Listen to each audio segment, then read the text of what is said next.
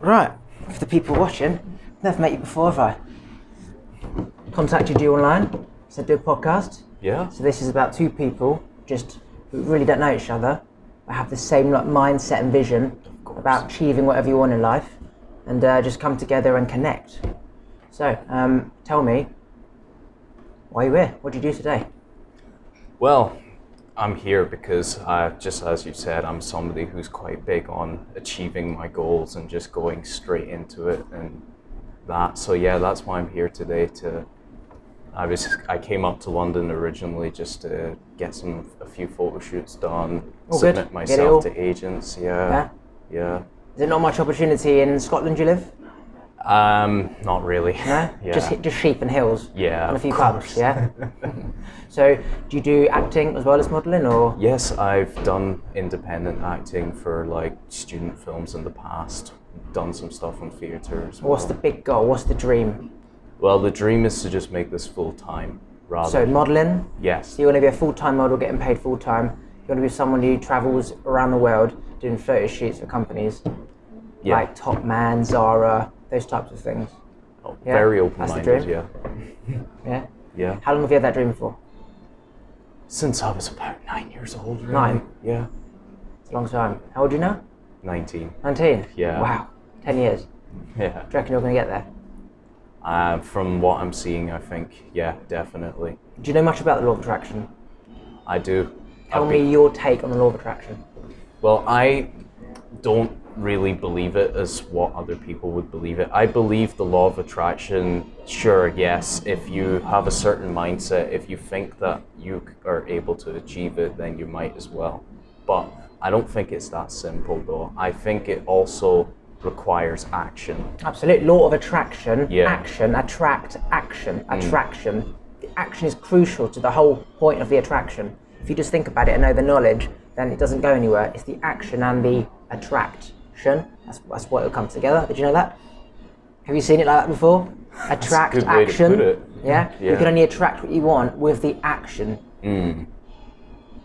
That's exactly how... That's the law, basically. Yeah, so that's I'm glad you said it, because that's my interpretation on it. Like, I feel like a lot of people, they might watch videos of the law of attraction and they might think, okay, in that sense, I'm just going to think about positive things and it's going to come true. But when I learned all this stuff, I just learned the law of it. And I, for a long time, just kept studying loads and loads of videos about all this type of stuff. And the thing I wasn't doing was applying the action. Exactly. So you can learn all this stuff, but it's absolutely nothing without the action. So that's why it's all good knowing this, but you need to know where you're going with it. What's the point of having tools like hammer and a screwdriver if you've not got like anything to hammer and screw? You just got some tools. Yeah. It really is a waste of time. Yeah. Exactly. Do you know much about quantum physics? Or No, quantum entanglement? not really. No? Do you know much about dimensions? What do you mean by that? So rather than like what we see with like our eyes, our ears, our nose and mouth, there's like our instincts, our energies, our mind attracting, there's so many different senses. Like different frequencies? Yeah, I don't actually know vibrating. much about dimensions. It's not something that I specialise in, just because I don't need to know about that. I know what I know with like my 5 senses, and I also use my mind to attract things. All this other stuff about dimensions, pretty much a waste of time, unless you are from a different dimension. You know, it's not going to really do anything. I just focus on like the mind stuff and just what I can see now. Are you a big fan of going into the past, relaying stuff in the past? I'm not real. I'm mostly focused on the present moment rather than what happened back, you know. And tell me, do you have a method to how you go about achieving something that you haven't already got yet? I just remind myself that if I keep going, I will get there. That's the best method for me, really. Any techniques that you do? Like, do you have a vision board? Have you got like a whiteboard? No, I don't use any of that. Do you put anything on your phone, like in your notes or anything? Yes. Yeah? And I also, this is kind of a substitute to a whiteboard, but I've got some quotes and stuff that I put on my bedroom wall. Gentlemen, okay there? Yeah, we're good, thanks, yeah. Okay. Okay, carry on. I've got some stuff that I put on my bedroom wall that I can at least wake up and read every day. What I find is I have a whiteboard at the end of my bed. So I've got my headboard here and then a whiteboard. Every time I wake up, it's the first thing I see. I also used to have a thing on the ceiling, like I want to take over a talk show in America. So I put on a piece of paper, stuck it to the ceiling, and it said, I'm the next host of the talk show. Or it was the Tonight Show with Oliver George Cartledge. So every time I wake up, if I'm like laying on my back, I can see it up there. It's the first thing I see. So I'd recommend doing that. Putting like a company letter or a company reaching out to you, like dear, don't even know your name, what's your name? Sean. Dear Sean, thank you for sending us your portfolio. We'd love to invite you for a interview in Top Shop Quarters. Put that on your ceiling. Every time you wake up, you vision that you vision it becoming a reality. Or you want to get a car, for example, Ferrari or whatever. Put it on the ceiling. Every time you wake up, you see it. So many different ways of keeping yourself in that mindset, because it's sometimes hard to lose focus when you're not seeing results immediately. Like you have a vision and it's like so far in the future that it's like, well, fuck, just such a long way. You need motivation like each step. So I'd recommend that. Yeah, Getting you're right. a whiteboard, writing down all your thoughts, because even though it's in your head, when you can see it outside clearly, it's easy to understand and dissect. And you can sort of tick that off and be like, that's nonsense, I don't need that anymore. And you can like emphasize on what you really want. And then you can actually write plans of how you're going to get there. That's what I do. I've got like different, like a path. I have this and then I have that, and I think, how am I going to get there? And I've got to do that and that, and eventually I get to there. And then you realise, actually that path was shitty, this path I need to focus on it. And then if it's not relevant anymore, you just wipe it off and start again. But the thing about the ceiling, honestly, it's a good shout. Put on the ceiling what you want, as in a house in London or a car or a specific person. Put it on the ceiling. Every time you wake up, you'll see it, you'll think about it, and then every time you think about it, that person will now be attracting into your life. Because sometimes the action is about us going out, but really the other part of law of attraction is it comes to you. That person just will bump into you, like in a coffee shop. You're definitely right about that. And I was actually going to ask you, okay, so you do this technique where you put something on top of your ceiling that you read. So, and you also mentioned that it's quite hard to sometimes feel this kind of belief, especially in the day and age we live in, with maybe discouragement from others and like other things like obstacles that we don't really know how to deal with. How do you put up with things like that? What, like obstacles in the way? Like how do I not? Obstacles and also people that might provide some kind of discouragement. So just one sec, let me check that it is still recording. Sometimes yep. So my whole life I've dealt with people saying, don't be so stupid, you can't do that, that's crazy, why can't you be normal, right? From as early as like 13, for example, right? Had all these dreams, and obviously everyone who doesn't see what you see just say, well, that's so crazy, like just be normal, like why do you see that? And then I used to get really pissed off with these people, and you spend so much time like trying to take them down, like mentally I'd be like, you fucking idiot, like go to hell, like hope that fucking car crashes and shit like that. So let my anger out on them, and you realise that the anger's in your own head, it's not going anywhere. So that energy you're building up, your frustration, is just going around in your head. And of course, obstacles like when you want to get somewhere, and for example, the train's late or the train's delayed or your car's broken down. These are all obstacles which are in the way of you getting to where you want to be. The people, I learned to simply know that there's two different types of people. There's negative people and positive people. We're all human, but there's like a negative person and a positive person. They focus on the negatives because they are made up of negative energy, and the others focus on the positives. They're made up of positive energy. If you focus your positive energy on someone who's negative, they're going to absorb it, and it's just going to go into them. It's just not going to go anywhere. So you've lost your energy focusing on a negative person. So you can't spend time on negative people because they're a different vibration. So you ignore anyone negative. Ignoring them sometimes doesn't really do the trick because they want a reaction, so they'll keep saying something to piss you off to get a reaction. It's like they keep punching until you punch them in the face. So unfortunately, the only way out of it is you can't spend time there, because when you're in their energy, eventually it's going to bring you down, or you're just going to fucking punch them in the face. So the only way to remove these people from your life is to literally remove them by going outside the box. You need to go somewhere else. You can't be with these people, rather than sitting there like, yeah, I should be able to have a drink in this pub, fuck him, I shouldn't have to leave because of him. You have to understand that these people are always going to be here. You need to go to the next pub, and eventually there'll be more positive people there and less negatives. So these people are always going to be there. You have to learn to just avoid them, counteract them, like just nice to meet you, be polite, don't be negative, because then you'll be in the problem, be negative. Just say nice to meet you, move on. Don't spend any time there, because they'll be like, why have you got hair like that for? Why are you doing this? Blah, blah, blah, blah. Can you get a normal job? That's their opinion, that's their negative life. Forget those people. In terms of objects, there's always going to be a train that's delayed, always going to be the car that breaks down. You go to the petrol station, there's no petrol. You forget your wallet. Shit is going to happen, but it's part of life. So all you can do is learn from your mistakes, never make the same mistake twice. If, for example, the train is often delayed, leave in more time so you can counteract for the train being delayed. Get the earlier one, so if it's delayed by 15 minutes, you're still 15 minutes early because it's a train that was an hour, it makes sense, an hour behind. So shit's going to happen, but it's how you manage it, and as long as you don't make the same mistake twice, you can manage problems. There'll be less problems, because if you're taking steps to avoid these situations, like making sure the wallet is by your phone so you don't forget your wallet, making sure that the train is giving yourself enough time to get it, there'll be less issues.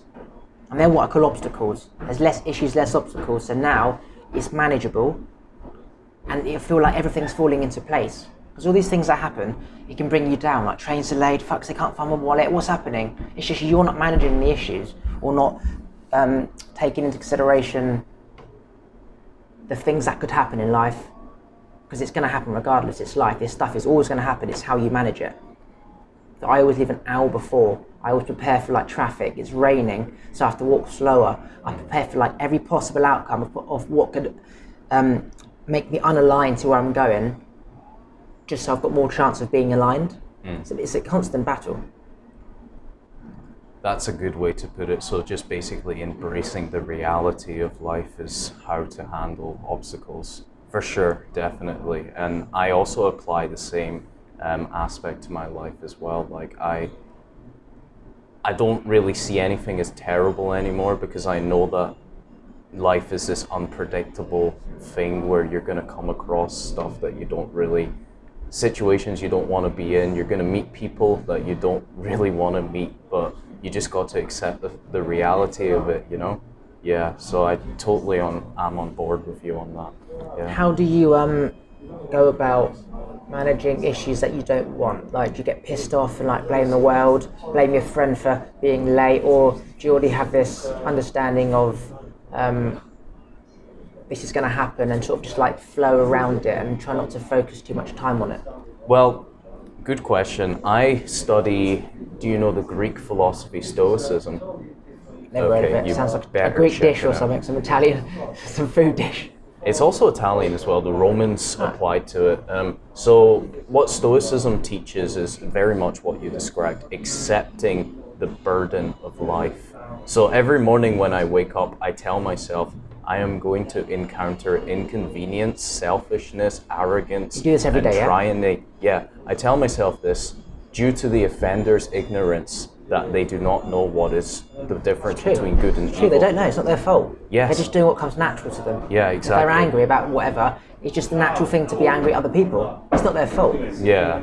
That's why Jesus, he forgave the people who put him on the cross. Don't worry, that's fine, it's not too much. He forgave them because they didn't know what they were doing. It's the same old story about just learning to deal with the negatives. Yeah, exactly. So I do this for people, and as for obstacles, like there was, I'm going to get a bit personal here, there was a time when I was in Belgium doing a modelling shoot, I lost my passport on the bus, and that obviously was not, back then I didn't see it as a good thing, so I complained and got upset, but now as I look back, if something like that happens You weren't supposed to be in Belgium in the first place, you're supposed to be in France or something, no? I was, some guy wanted me to shoot with him there. So that really was a fuck up on your behalf? Yeah, and I left the passport there, so what happened was I got upset, but now as I look back, like, if this was to happen again, instead of seeing it as like some kind of mistake, it's more like, okay, I know not to do this again in the future, you know what I mean? Like, if that was me, I literally would make sure my passport is inside my pocket. Well, that's what I do every day now. Or I'd get like a key ring and stick something like a key ring to it and tie it to like my belt buckle, so it's like on like a leash, like car keys. Yeah. And I'd never make that happen again. Like, Yeah, like now in this day and age, I'm very secure about it, and I don't leave it anywhere. It's always in my pocket, and yeah, so I see it as a good thing when something inconvenient happens, because it really it's like when you go broke, when you go like an entire month or a few months without any money, you might think it's a horrible You appreciate the money. You have it. and you budget properly, and people don't see it like that. They don't see the fact that these bad things are making them stronger. Exactly, and people don't save anymore. People just keep spending. And yeah, I actually read something quite recently that you need to be poor and be broke and lose everything in order to really cherish when you have it, because people just see everything just there, like you can have dinner when they want, the house, don't get the flu. If there's no flu jab for one specific flu, we're all going to get it and die. All the house is only here because of banks and mortgages. Food's only here because Tesco's can drive. What if there's like a storm and there's like snowstorm, and how do Tesco's get to the shop? Like all of a sudden we've got no food. So we don't realise how lucky we are until it's not there. So yeah, I always try and find the positives in everything, or at least try and understand how can I learn from this. Even if it's like the passport, it's a shitty thing. But it was like, okay, lesson is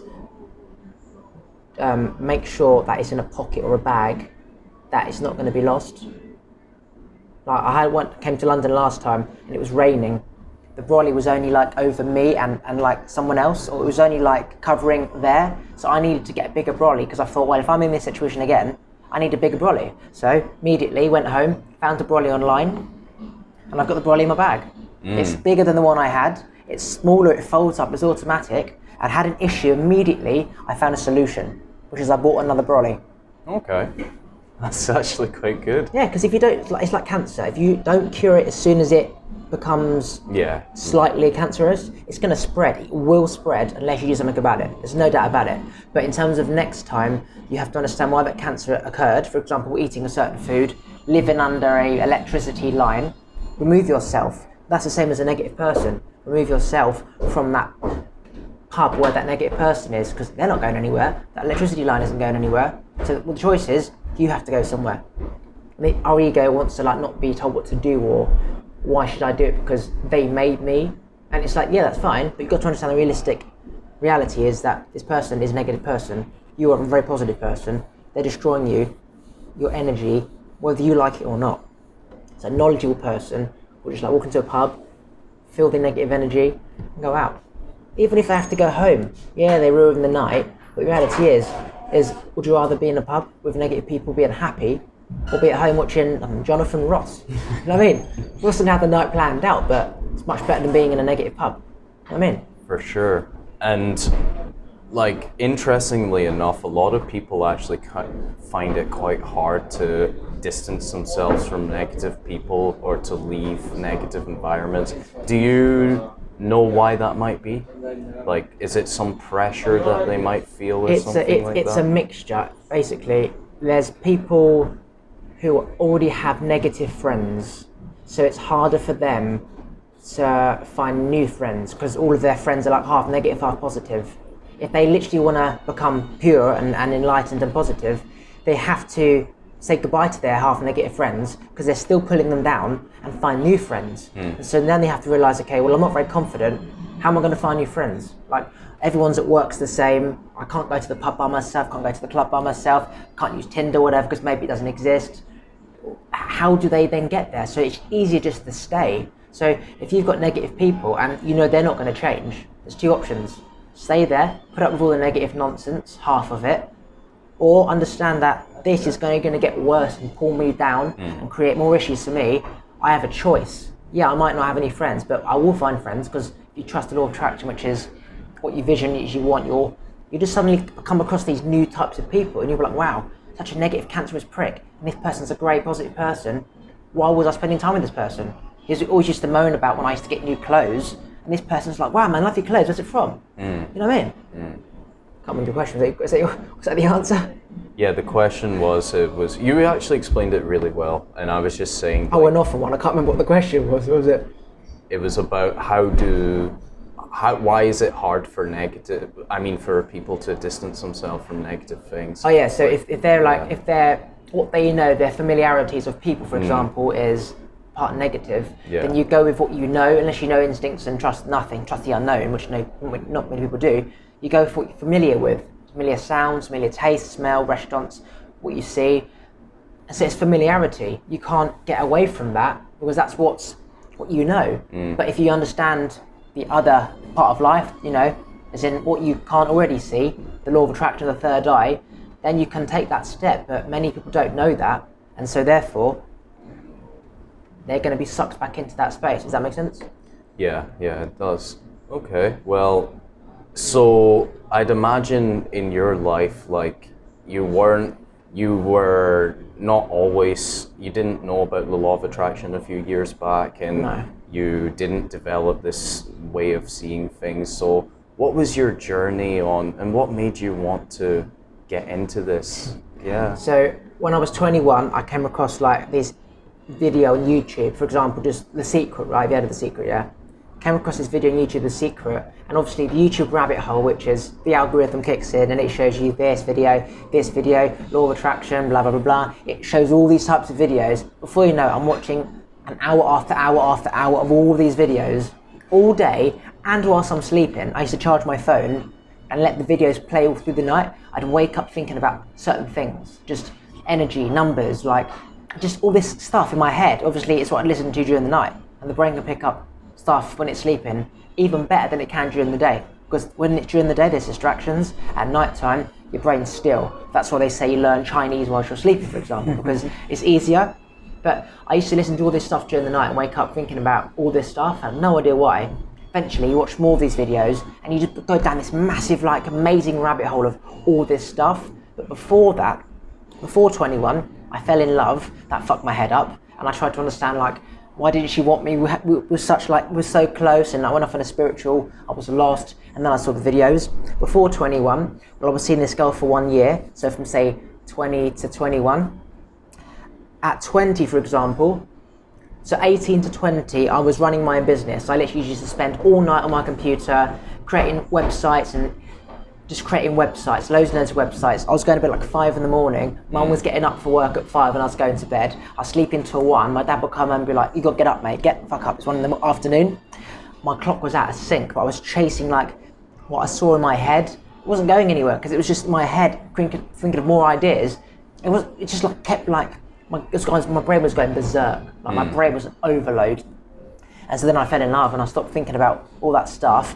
And then after I fell in love, like the year later, I was lost. And then I learned all these videos. And then for the last 3-4 years, 5 years, I've just been like studying all those types of stuff, dimensions, law of attraction, energy, vibration, thought, power of the mind, whatever. Just like kids watching TV. Like some watch Netflix, some watch EastEnders. I just watch all these YouTube videos, and just the more you learn, the more you learn. But it's not just about learning because I know it. It's about reinforcing that. Like religion, if you don't practice the Bible, you sort of lose faith in God. Take action. So if I sort of need motivation, I just watch some of the videos again and it kickstarts my like drive. That's why I said sometimes we need this thing to keep us motivated, because unless you're seeing results straight away, it is hard to keep the main vision. Of course, yeah. So you need like just like a kickstart every now and then. Yeah, definitely. You need to have some. I do the same thing. Like I like to watch stuff as well to keep the drive going, because it can be difficult, especially with all these things around you. I was going to ask you, okay, so you're quite into the law of attraction, which is good. What is your view on like food and drink? Like, do you see that as something that can also help with mindset and spirituality? So thoughts have been proven to affect water, right? If you freeze water, it becomes a crystal, right? Positive thoughts and prayer has been proven to turn the crystals in the water to a perfectly symmetrical snowflake, for example. Heavy metal music, rock music saying, fuck you, cunt, I hate you, die, kill you bastard. Those negative sounds and vibrations, right? And like, you know, really like just negative thoughts on water, and they've frozen it, and the snowflake has been like all mashed in like just demon like, just like not symmetrical at all, just like throwing an egg against the wall, just like in. Okay, so it's proven that vibration and thoughts can change water. So when you know that thoughts can change water, you realise how important water is. And on that topic of how important water is, everything on this planet drinks natural rainwater, just water from plants, water from the stream, the rocks. Tap water in England is sewage water, filtered through fucking loads of stuff, chemicals, processes, until we drink it. But if you go on YouTube and type in, where does tap water come from? You literally see it coming from the toilet, going through like this 1,000-step process, and then we drink it. Of course, all chemicals have man-made stuff in. It's gone through different pipes and stuff. That's adding stuff that wouldn't be in the mountains. So I actually recently, my birthday's today, I got a filter, a jug filter, like a Brita filter, right? So we already have soft water at home, but now it's filtered. It just filters out. Trust me, it really tastes so much different. You live in Scotland, so it's probably pure anyway, but the filter really just makes so much difference. So if thoughts affect water and thoughts can affect like metal, imagine like metals in the water from the tap. But if you're drinking water with like say metals in it, metals that shouldn't be in our body, and thoughts will, it's a magnet, so it will like affect the metals in your body, as opposed to if you had pure filtered water. Does that make sense? So getting out crap in water is so important, because water really does affect our cells. It affects like our brain needs the water, our kidneys need the water. If you're replacing the shitty water in us with crappy sewage bullshit like metals and shit, our bodies isn't going to be able to function as pure as it should. As for food, I live a keto diet. Me too. So every single day I fast 16 to 18 hours from 8 at night until 12, 1 o'clock, 2 o'clock, depending on if I'm hungry, if I can be asked to get out of bed, right? I have egg, olive, salmon, walnuts, Brazil nuts, macadamia nuts, dark chocolate, shot of coffee, sunflower seeds, and pumpkin seeds. And I have that, and then my main meal is just my family meal, the meal my mum makes. So that's a keto. I used to eat so much crap, and actually I've removed having a carbs in my diet for so long that I had bread for like a week, and I had a rash. I came out in a rash. Yeah. Like my elbows. I researched why do you get crusty, like just dry elbows. Eczema and all that. Yeah. Turns out it's like people with gluten allergies or celiac, right? Basically tolerant to bread. They have this, and I broke out in a rash all down my bollock area. My bollocks were so itchy. I was waking up scratching the hell out of them, right? I couldn't believe it. I was scratching. The more you scratch it, the more itchier it gets. All like down my leg and my lower part, rash, itchy. I'm like, what the fuck have I done? Like, what's changed? I realised I'd been eating bread. White bread. Yeah, white bread. But my mum has, I think, so it was mainly the white bread I was eating. Exactly, yeah. But then I was also eating cashew nuts, and cashew nuts are a part of the bean family. Oh, yeah. Beans are high in lectins. Yeah. Ricin, the poison powder, is a bean. So I was eating more cashew nuts. So I don't know whether it was cashew nuts, the bread, or both. I can't really decide because I was eating them both at the same time. But anyway, what I was eating something because it really fucked me up.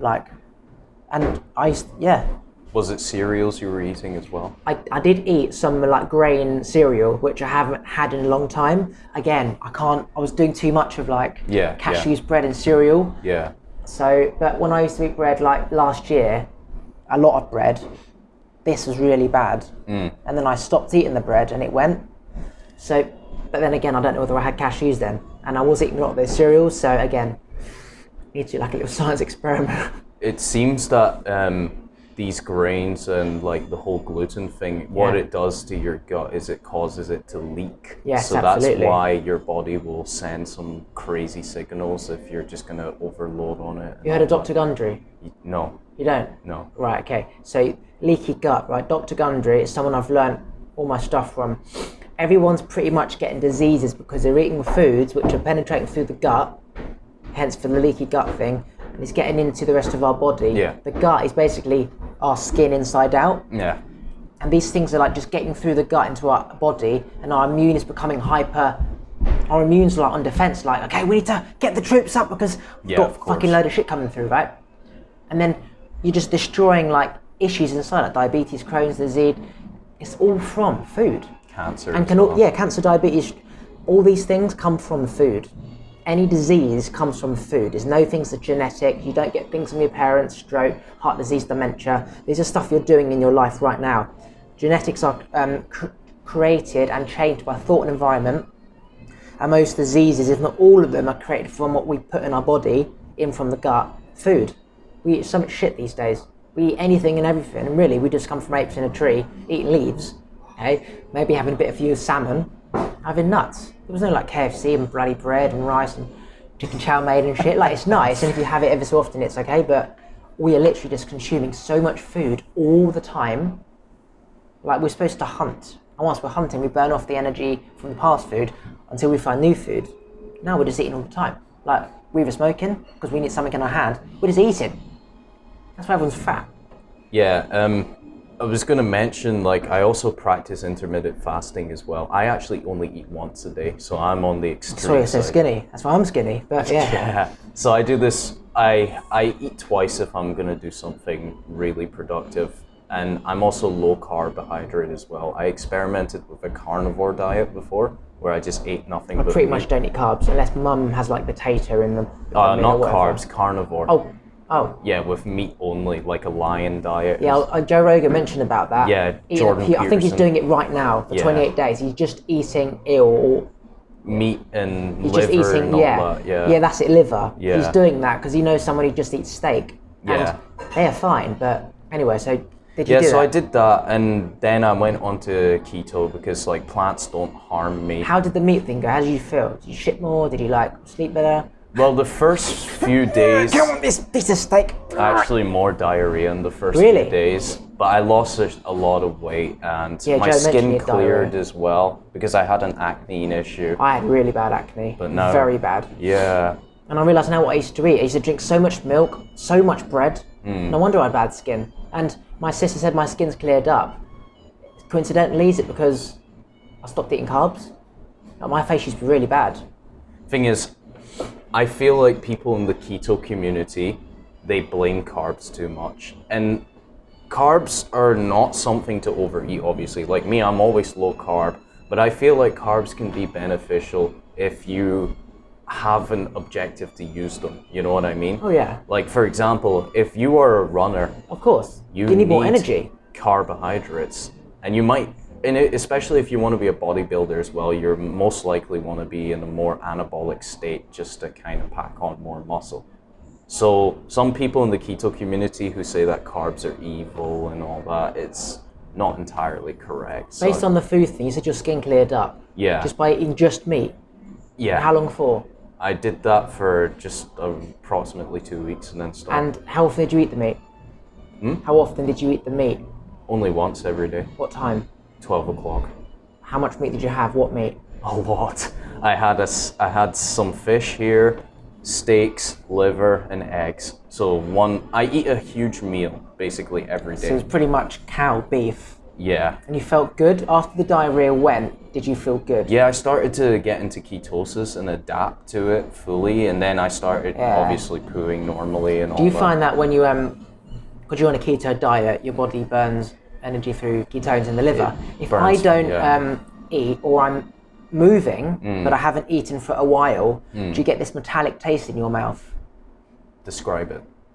So people in ketosis, it's when your body is now officially burning the energy. It's just the way it works. But if I'm in my bed until 2, then my breath's fine. But if I'm moving, I need the energy, so it's going into my liver. They call it metallic taste, like a metal taste. It's just, maybe it's to do with the blood from the iron, or when you're, I don't know the technical side, but do you ever get that like? That's quite new to me. I might as well look it up. How often do you move? A lot. And you never get that like kind of metally, kind of iron blood taste? No. I get that. Wow. Only when I'm moving, which means I'm like burning the fuel. Fair enough. I've never heard of that. Maybe it's different for everyone. Do you measure your ketones? Like, do you pee on the strip or anything? I haven't done that yet, okay? When I moved to London and I just got into the diet, I noticed that metallic taste, and when they say when you wee, you can smell that. It's very salty. Yeah. Yeah. I don't taste it, so it would never be salty, would it? But that smell of like, I don't know what to call it, less the smell of ketosis, right? Yeah. I could smell it, but weirdly enough, I don't smell it anymore. Mm. I don't know why. Maybe I'm just used to it. You've adapted or Yeah, something. Yeah. like, but yeah, in the early stages. But anyway, the strip thing is something I actually would like to do. It's not 100% accurate all the time, but basically when you pee on it and you see purple, that means you're in ketosis, and obviously... Which means your body is now burning the fat. So when you're not, when it's not purple, then it just means that you're lazing around doing nothing. Yeah, it means you're still eating your funny diet, or you're just not dedicated to keto. And I think, I don't have any cheat days, by the way. I never cheat, so I don't eat junk ever. Last night I had a whole bag of big Doritos chili, like the massive bag. It was £1. I bought 5 packs. It's my birthday. Got a party on Saturday, so I only had 1 bag now. I just demolished that. But then I don't eat. I used to eat literally 5 crisps a day, and obviously crisps are corn, they're grains. Well, not even walkies, it's potato, but you know. But when I think back to how much crisps I used to eat, and if I have this allergy? Maybe my skin was always bad because of the amount of crisps I ate. And then when I stopped eating as much, my skin cleared up. Because they do say, you know, you are what you eat, but that's kind of nonsense. Like if you eat chocolate, that's just our parents saying, oh, you're going to get spots, so you don't need the chocolate. But really, things like chocolate, no, but grains, yeah. Yeah, they're definitely... I was going to ask you, okay, so we've had conversation about food spirituality. There's a lot of conspiracies out there about what you were mentioning earlier about water, about how when you drink it, it's for your mind and all that. There's this, in most countries, they fill their water with fluoride just to clean up our teeth, right? But fluoride also interferes with like the left side of our brain, which is responsible for creativity and that kind of cognitive thinking. And there's this conspiracy that when people drink this kind of water, their creativity just goes away. And do you think that's being done on purpose, or? It's like, does the pharma industry know that by giving people medicine, it's going to create more problems where they now need to buy more medicine?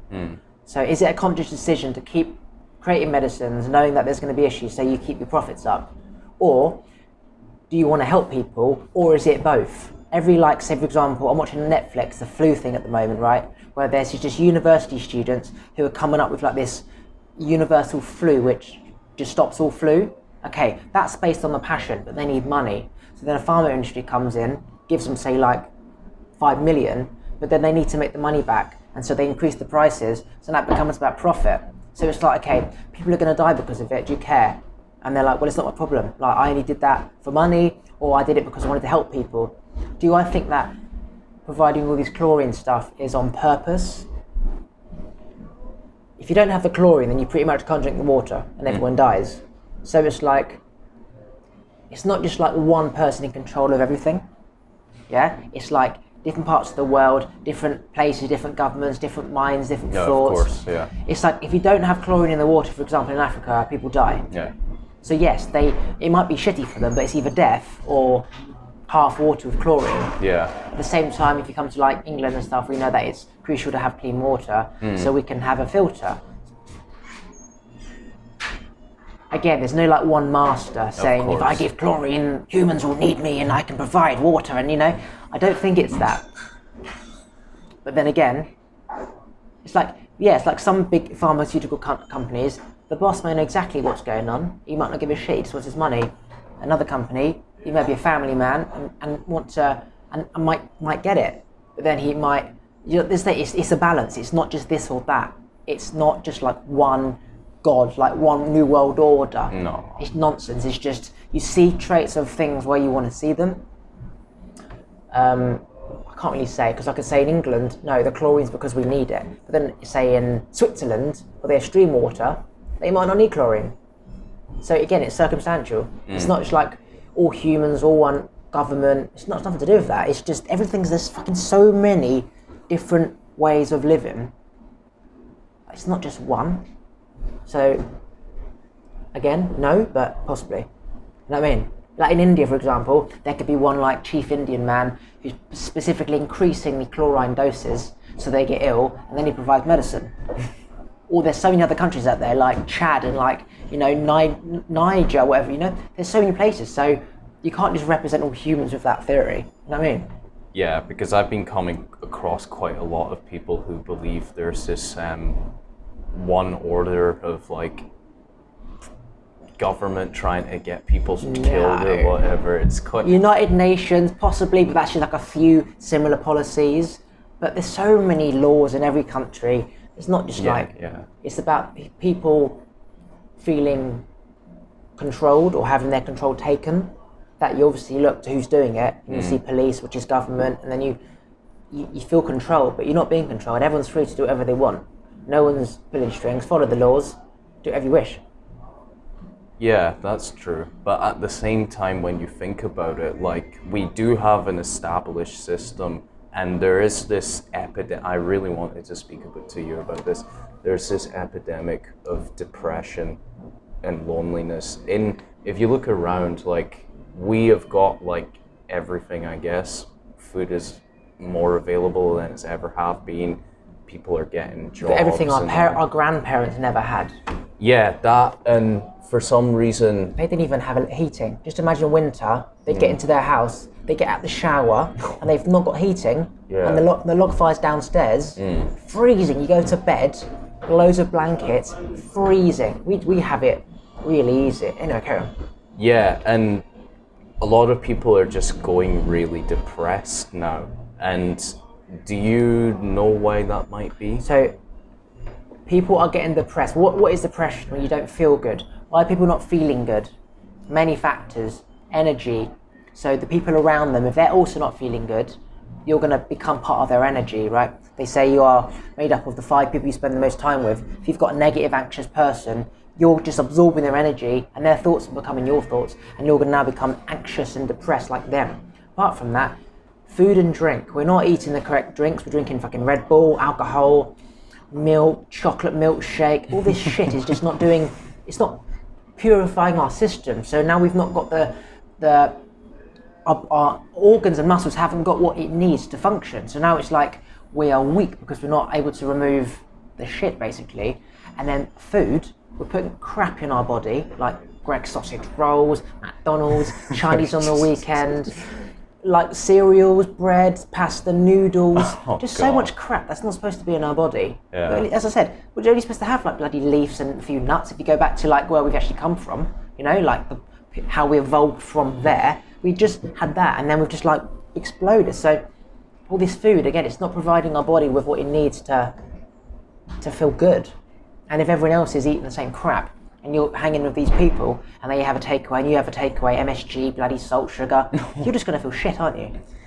Another one that contributes to this is not many people are actually living a fulfilling life. If you know what I mean by that, it's like a lot of people are advised against their passions. Like going back to the creativity thing, I'm sure you've had this in your life. You might have family, friends telling you that you're silly for taking risks, for example, because you want to pursue something like a business or have a TV show, actor, model. People look at you and think no, because they wouldn't attempt it on themselves. And people they listen to what their peers say, and then they grow up just kind of getting into a life that they don't want to be in, such as working a job that they have to do in order to have a roof on their head and be secure with finances. So what would your advice, in somebody in that situation, what advice would you give to them? 99% of people follow people, right? In a field full of white sheep, the black sheep is the one who doesn't fit in. Yeah. They see a vision, they're going to create their own life. With the other white sheep, meh, meh. If one sheep goes over there, meh, they all follow. They have no fucking idea where they're going, what they're doing. They just want to follow and keep up. That life has always been there. It's never going to change, right? These people are always gonna follow, right? But there's always going to be a black sheep amongst those 99 white sheep. That black sheep needs to, with the knowledge, know that he's not serving his purpose with his white sheep, because when they all follow, he's not going to follow them. So he has to take it alone. And when he decides to take it alone as opposed to follow where these white sheep are, because they don't know where they're fucking going. They're all following a follower, following a follower, and they realise there's no shepherd there in the first place, because there's so many sheep in front, they're just following the sheep in front. So they don't realise that there's no shepherd. And that sheep at the front is following the sheep at the back, but they don't realise because they're all there's so many. So really, no one has got any direction. The black sheep needs to find again, where he wants to go, he has to just trust the unknown. Like, imagine everything just land, north, south, east and west. There's no compass, there's no sun, for example. You don't know where you're going. It's like, I can go there or there. Well, obviously with a bit of guidance, where the sun is, you can work it out, but really you don't know where you're going. When you migrate, when you find food, when you try and find a mate, they don't know where they're going. They trust their instincts. Like, birds don't know where to fly. Instinct, you know? Animals, when they go to find water, they don't know where they're going. They just trust an instinct. Same for the black sheep. He knows that he has a vision in his head. He knows it's going to become a reality through action, and he just has to just trust his instincts, and he'll get to the river full of fish. You know what I mean? And he might find another black sheep who can take him to the next river with fish and coconuts, right? You know what I mean? And then eventually, so many black sheep, fuck all those white sheep, they're just going to die of cancer anyway, because they don't know where the fuck they're going, you know what I mean? We're getting leftovers of the fish. Little sheep with the back like, don't forget me, he's got no fish. Black sheep, they've got a whole river of fish. 3 little black sheep, thousands of fish, 50 million white sheep, no fish, because there's nothing left. So it's a risk you have to take, but it's in the unknown, and you don't get there unless you go into the unknown, because what you have already is what was already created by you or someone else. So if you want someone else in life, you have to create it. It's in the unknown. You don't know where it's going to be. You can't call up this agent because you don't know where the fuck he is. You just have to trust that somehow, through instinct and energy, you'll migrate and find your way to where you want to go. So there's no way else you can do it. Obviously, on that journey of pursuing the unknown, you're going to meet inconveniences, and you have to develop the mindset where you just got to accept it. And, but it's very hard for some people, to let go of the opinions of others and to let go. It's not easy. Yeah. Hard when you break away from that. Like, because your life just starts again. You don't have a life because now you're building from nothing. I agree with a lot of what you're saying, and I've got some friends and family that I try to encourage. I say these kind of things to them, but they always look at me and tell me that I'm impractical. If I say that trust your instincts, they're like, I've got a fucking job. What is instinct? I've got children. Yeah, Scottish. I've got children, 4 children here, and you say that I should just quit my job. I've got a mortgage to pay. How am I going to pay for that? Exactly.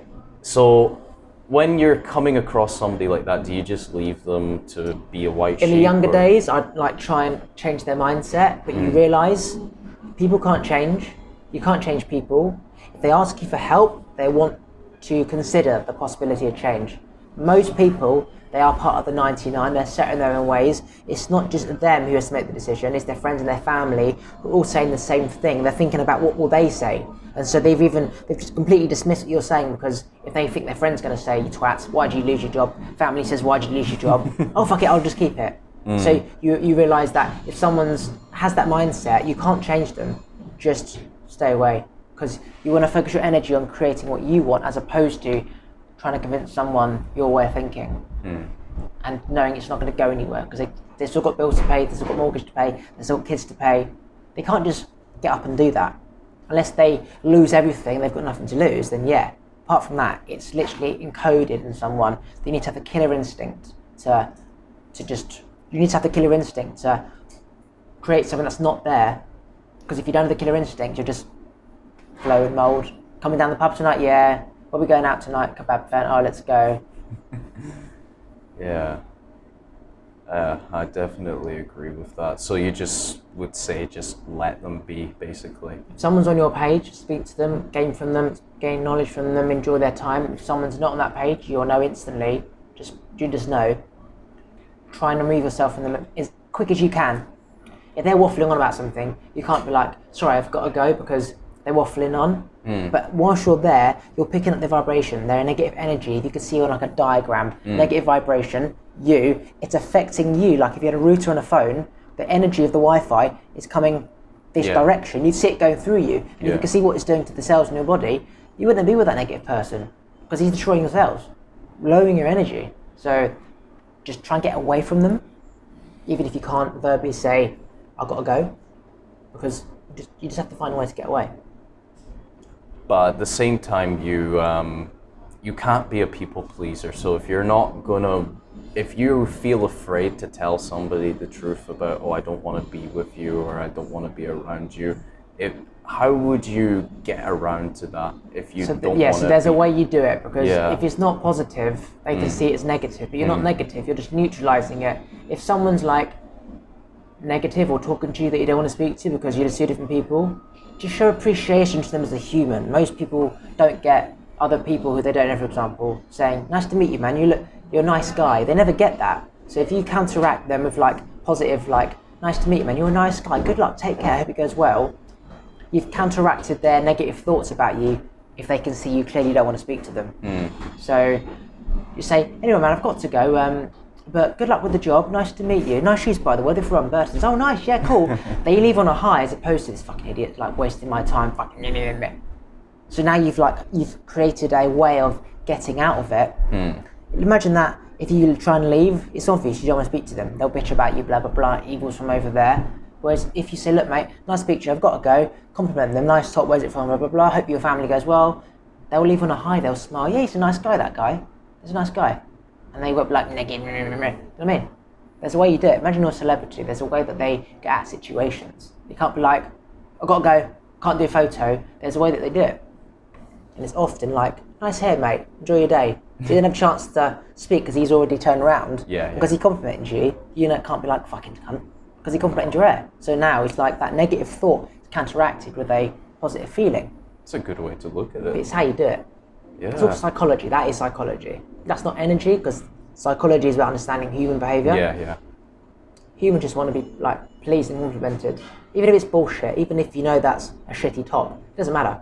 Okay, nice top, where's it from? Zara. Nice, man, nice, look at it, little fucking turtle.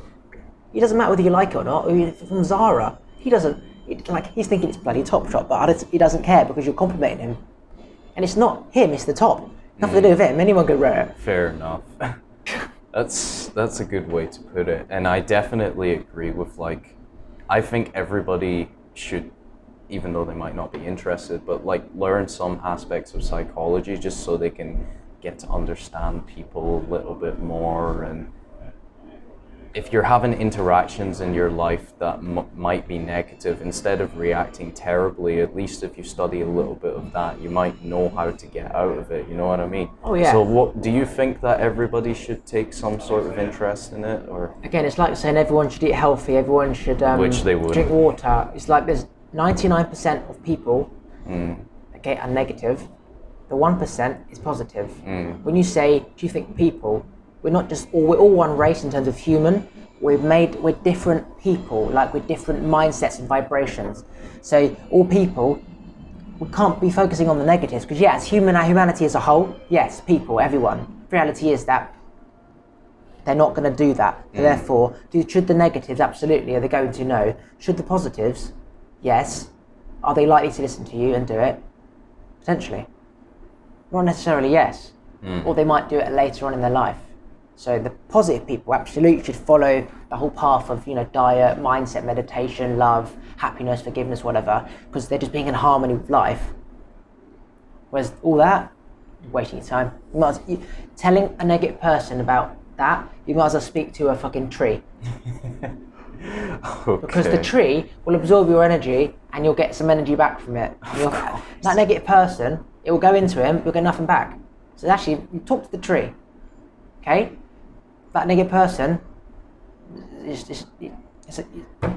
say a rock hasn't got any energy. It has, but people are a rock. There is no life there technically. The tree has a bit of life. Speak to the tree. Don't speak to the person. You're wasting your time. Because when you go, they're just going to I've truly learned this. I used to like people as friends. I used to try and help them, guide them. They were all inspired at the moment. Did you do it? Oh no, life goes on. It's what I call pub talk. Pub talk. Don't waste your time down the pub discussing a business idea unless you're going to go fucking call Branson and get your investment and do it. Okay? Wasting your time, wasting your energy. I've truly learned that. And I don't focus on anyone who doesn't. If you come to me, I'll tell you. If you don't come to me, you're just another human. Enjoy your life. So let's say, okay, so you've established that, and so if you have a friend who's struggling in life right now and they really want to change, right? And would you help that kind of person if they have the interest to actually change? First of all, I don't have any friends because I said goodbye to them all. They didn't serve any purpose. But hypothetically, if I had a friend, if they asked for me, absolutely. if I felt by bringing it on them themselves, forcing them, like secretly changing their water, secretly putting their different like vegetables amongst the sausage, for example, tidying their house so they've got more organisation in their brain, if I felt that it would change them and they'd get them out of that situation, whether they realised it was because of me in the first place or I secretly didn't give them medicine, I gave them like a sugar paper and it was placebo effect. If I felt like by forcing it upon them that they'd end up thanking me, whether they knew, absolutely. I forced my parents into this mindset. They would never have done it themselves. So why'd you have to force them? Because they wouldn't have voluntarily listened to what I had to say, because they're convinced that what they think is the problem is over here, and I know it really isn't. It's all these other things which are blocking that. So I had to filter all this amongst all this building up to it, and then they can see. If I said, look, Mum, you've got to do this, do that, do this, do that. No way. Strong-minded like me. It's like thousands of steps over 20 years. You can't just change people. Like, you just can't. You have to force it. If you're going to start that force, you make sure you get to the end. If you're going to like squeeze a shit, make sure it comes out. Otherwise, you're going to cause cramp and like piles are going to come out instead, you know? So if you're going to do it, make sure the end goal of shitting comes out. Otherwise, it's going to cause damage. So I had to force it because I knew that if I said, Mum, we need to do this, if her goal over there is like this, and I'm saying, order your bedroom, wash your car, how the fuck has I got anything to do with what I want? It's about clarity of the mind, washing the car, you see clearly, and then you do your house, and you order the house, and then you eat the food. It's all these steps. This is why people are lost, because they're trying to get there, they just want to get there, and they have no idea that all this stuff along the way is just it's a blocked pipe. I had to clear my mum's blocked pipe. She didn't even know it was blocked. So yeah, sometimes people have to be forced, but if you're going to do it, make sure that you know where you're going, trust yourself, and you're going to get the outcome, and they'll end up thanking you, because people won't change. Okay, that's a good way to put it for sure. And people don't know their pipe is blocked, but if you realise, if you know you can unblock it, go for it. I can definitely say that you or other people will always meet someone in your life that might, help you out a little bit, like get into this kind of mindset, and you might not realize it at the time because some of those guys can be quite tough, as in tough love, and try and be like that good voice in your head that encourages you to do the best. Keep going. Yeah. Go on, keep going. Yeah, and it's really, I definitely would say it pays off for sure. So it's good to know that you've done that with your parents. And I was gonna ask, let's say if your parents weren't willing to listen, would you just leave them be or what? Now they pretty much know all that there is to know that I know and would teach anyone. I did it for them because they weren't going to learn themselves, they weren't going to ask me, they weren't going to follow each step. I had to do the step for them. I literally cleared the whole loft out, binned everything, binned all the drawers, started again. My earnings paid for like the things that I binned. All like consistently just keep saying the same phrase, keep saying stuff. Every time I speak to them, I say this, bread's bad for you, bread's bad for you, bread's bad for you. Eventually, my mum has now started to buy sourdough. Because sourdough is better than normal bread, but it takes me fucking going on and on and on and on and on. All right, stop going on, yeah, until she ends up buying the sourdough. Now, it's not completely grain-free, but having the sourdough is better than the bread. So if they get persistent, saying the same thing, eventually they have no choice, but it becomes their own thought, and they start thinking about it. Actually, it could be right, actually. Okay. So yeah, persistence. Like the only way you learn at school, isn't it? Teacher saying the same thing, eventually you get it. But it takes a lot of time. In some cases. And I wasn't working for 4 years, so I had all the time in the world. Fair enough. With my chips in the dump. Absolute train. Sounds exactly like pizza. Yeah, all right. Well, that's good that we covered all those topics. And now I was wanting to ask you, like, now since you've learned about law of attraction and all these aspects in life, do you feel like there is some things in your character that you still want to work on? I can say that I have always dreamed of being the perfect human. There's no such thing as perfect, but if you could have this vision of, for example, Jesus, you could say he's the perfect human. I wanted to be the perfect human. So you could like look at Jesus and how he was, What things did he have? He forgave, he always gave love, he didn't hold grudges, he didn't kill, he didn't steal, whatever. Imagine that the perfect human is the person that most people would want to be around. And I studied all the people that have a lot of friends and people love them. What do? Like, they're humble, they're not selfish, they give, they ask about the person, they don't speak about themselves. I also regularly ask people, tell me my flaws. Tell me what you don't like about me. Oh, you keep talking when I'm working. I stopped doing that. There's just things like that you piss people off, you don't want to, and you can't change everyone. But there's certain traits about yourself that you can change. And the only way to know is to directly ask somebody, tell me what you don't like about me. People will happily tell you, trust me, they'll happily tell you. Of course And they then will. you take it on board. And eventually it became a point where I kept asking all these people, tell me my flaws. What do you like about me? They couldn't think of anything. That's when you become the perfect human being. Now, of course, I could change and be a cunt. And then say, well, you're a cunt because you keep whistling in my ear and I told you not to. So once you get to that level of perfection, you now have to maintain it. Jesus can still be a cunt. Like, he's a great person. He can hold a grudge next week or fucking kill the vicar, and now he's a prick. But you have to maintain and manage your appearance. It's like being a celeb all the time. You're always aware that it could be a paparazzi.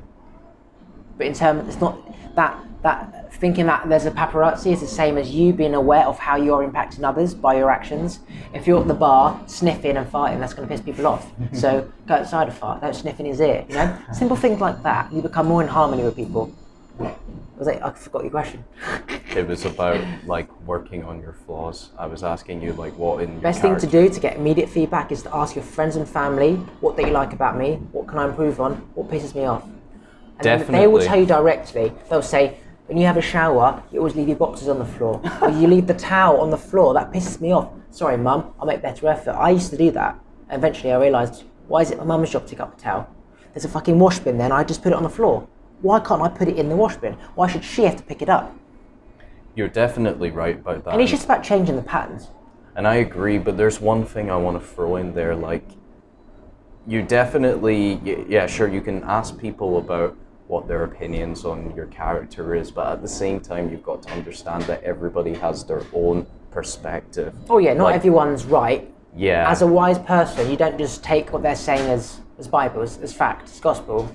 Some people are just going to be talking shit. Like, they'll say, oh, you're too up yourself. And when you're not, you just seem like you are. How you carry yourself, that's confidence. But you're not always talking about yourself. So they see it as, oh, he's an arrogant prick.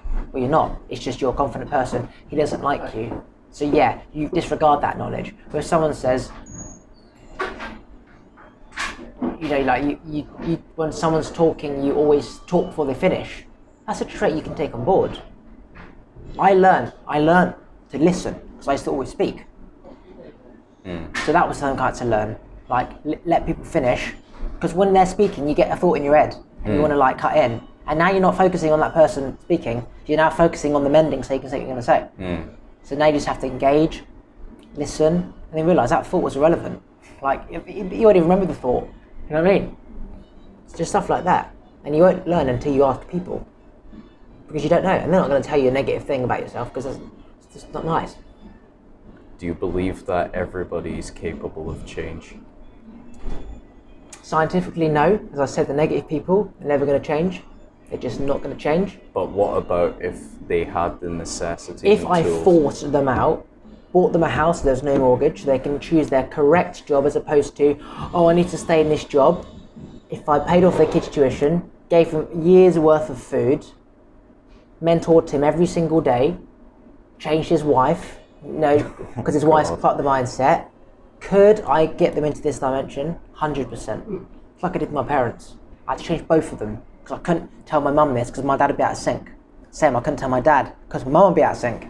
I had to do it both, one by one, gradually, so when I increased my mum's awareness, my dad was also on the same page. Otherwise, we would have got divorced anyway because they weren't the same anymore. So yeah, if you force it, yes, but it requires a lot of one-to-one mentoring. Because they've got millions of questions they need to ask. They need to have this, like, you need to be there 24/7. Okay.